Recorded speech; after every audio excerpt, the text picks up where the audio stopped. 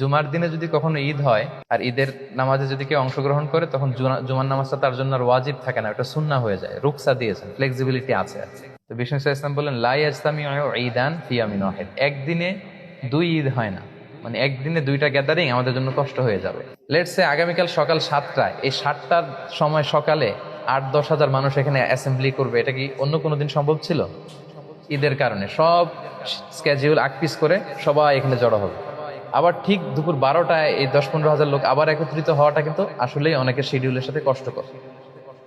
এই জন্য বিশ্বনবী এখানে ছাড় দিয়েছেন যে ঈদের সালাতে কেউ অংশগ্রহণ করলে ফামান আরাদা ইয়াতি ফালিয়াতি আমান আরাদা ইয়াতাখাল্লাফ ফালিয়াতাখাল্লাফ। সাহাবারাও যখন জুমার দিনে ঈদ পেতেন, তারা ঈদের নামাজের পরে এই ঘোষণাটা দিতেন।